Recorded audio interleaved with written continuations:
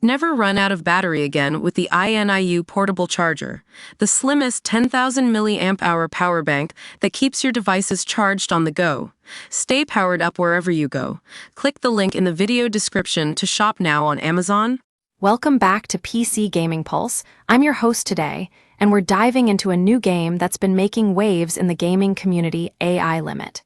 This game, powered by the Unity engine, has been generating a lot of buzz, especially since its release. But does it live up to the hype? Let's take a closer look. So, I've got my trusty rig here, and we're going to be putting AI Limit through its paces using some of the most powerful GPUs on the market, including the AMD Ryzen 9 7950X3D, an NVIDIA RTX 4090, and more. We'll also be testing it out at various resolutions, from 1080p all the way up to 4K. Now, I have to say, AI Limit's graphics aren't exactly blowing me away. The game has a cool anime style, but when it comes down to technical specs, there's not much that stands out here.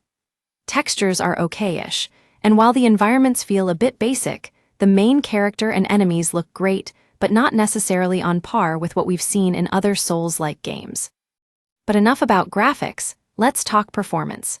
PC Gaming Pulse has put AI Limit through its paces using some of our most powerful GPUs, and I'm happy to report that it runs smoothly at high frame rates across the board. Even the NVIDIA RTX 2080 Ti can push out over 130 FPS at 1080p, which is impressive. However, things get a bit more interesting when we jump up to 4K resolution. Here, we start seeing some performance drops, especially on NVIDIA's top-tier GPUs like the RTX 4090 and RTX 5090.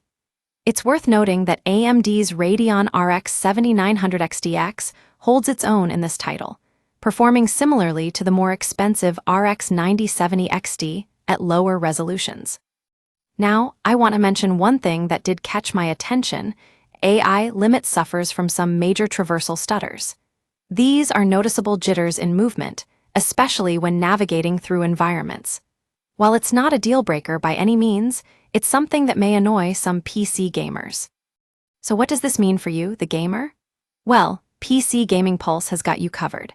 We've got all the details on AI Limit, including its performance on various GPUs and resolutions, so be sure to check out our full review link in the description below.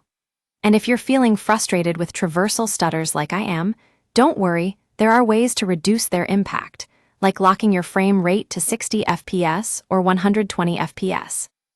And that's all for today's video on AI Limit. Thanks for tuning in to PC Gaming Pulse, and we'll catch you all in the next one.